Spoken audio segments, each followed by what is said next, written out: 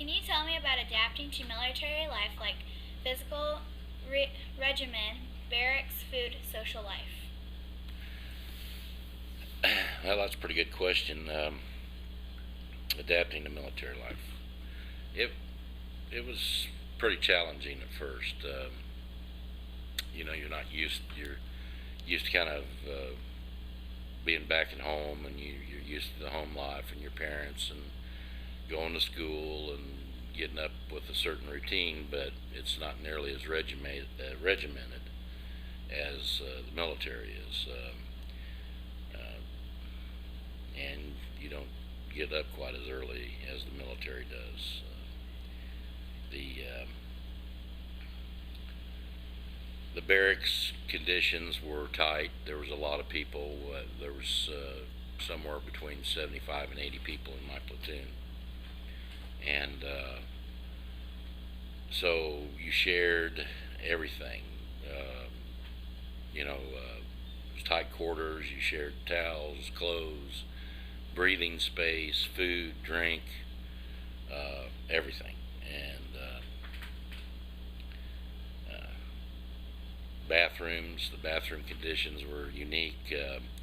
Most people go to a bathroom today, and there's partitions or stalls that you can close the door behind you. There's just toilets lined up in a row, and you sit there and talk to your buddy while you're using the bathroom, or when you take a shower. There's no privacy. There's no privacy whatsoever.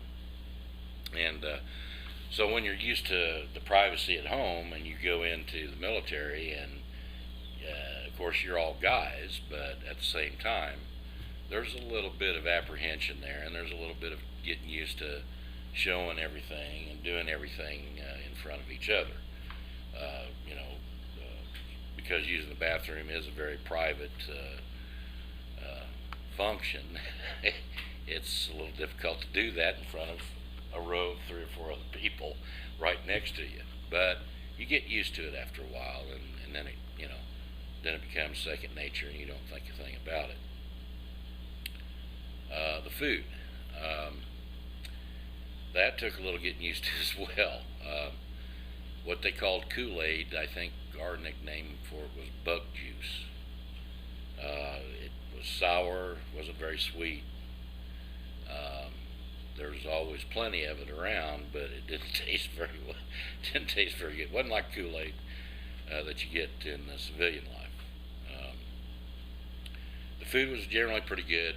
In fact, some of the best food I ever had was in the military. But then, of course, it depended upon what chow hall you ate at and where you were stationed at, and who was actually cooking it. So, much like going to a restaurant today, you always have varying degrees of quality. But overall, it was pretty good. How did you choose the branch of service you served in? Well, I watched a lot of John Wayne movies. um,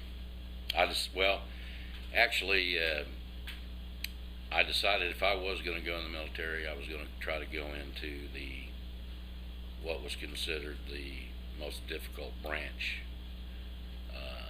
to navigate. So, in talking with the recruiters and to other people that had been in the military, it seemed the consensus was the Marine Corps was the toughest. So that's the one I chose to go in. What kind of training did you have? Well, like I say, it was Parris Island, North Carolina, and it was a lot of physical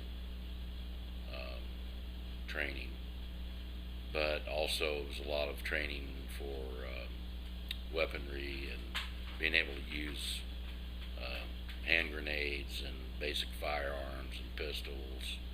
And you had to qualify in order to get through boot camp. You had to make a certain score on the rifle or on the grenade range or on the pistol range. We had chemical, biological training, training with gas masks, training to protect ourselves against different types of chemical warfare like mustard gas and nerve agents that basically, cause you to convulse, your backbone rip out of your back, and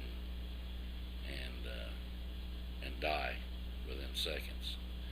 And that's what the gas mask was for. And of course, there was also butyl rubber suits that you could put on for special instances. And then there was a lot of cross training with some other branches of the military in artillery and air support. I trained as a forward observer. That's a person who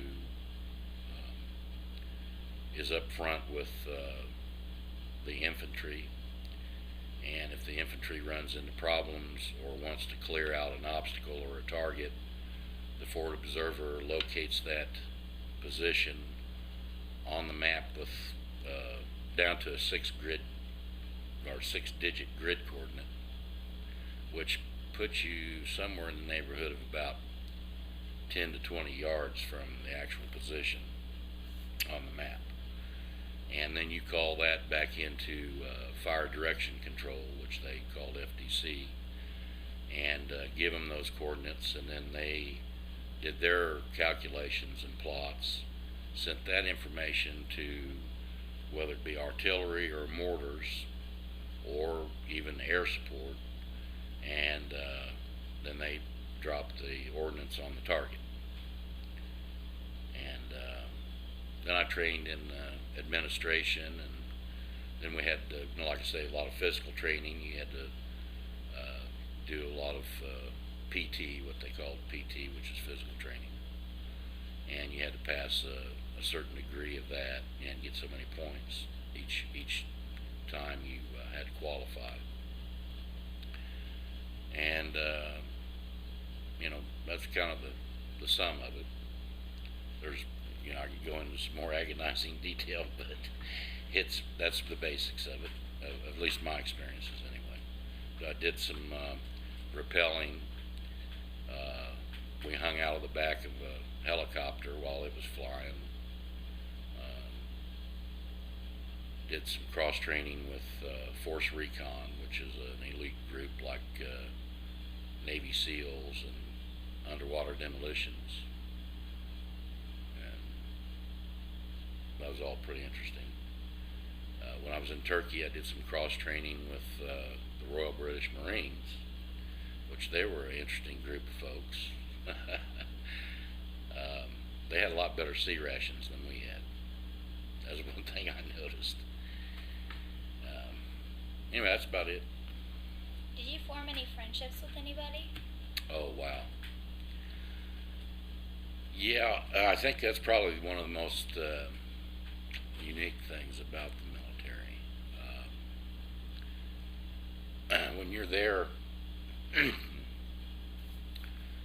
in some difficult situations, you form bonds with people that you wouldn't normally form due to the difficulty of the situations. Like, I remember one time we were in the middle of a field in Turkey during an operation,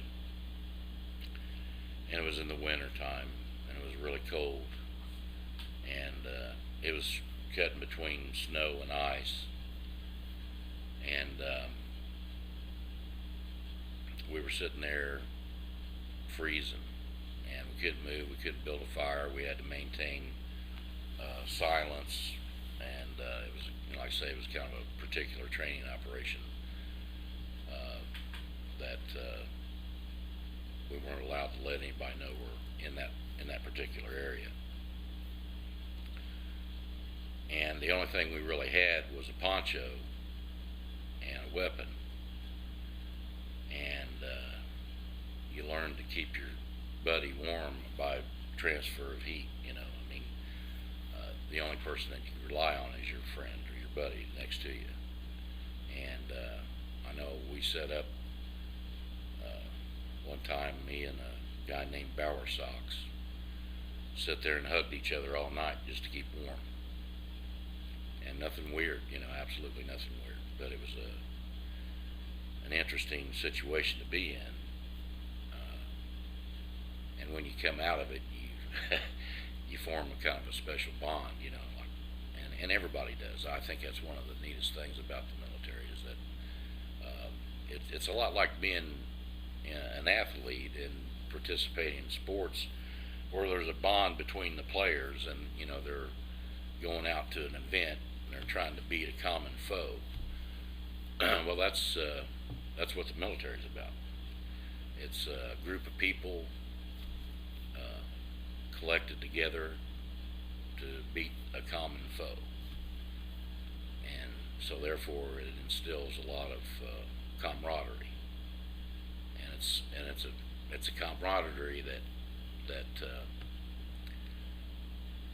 it's difficult to put in words.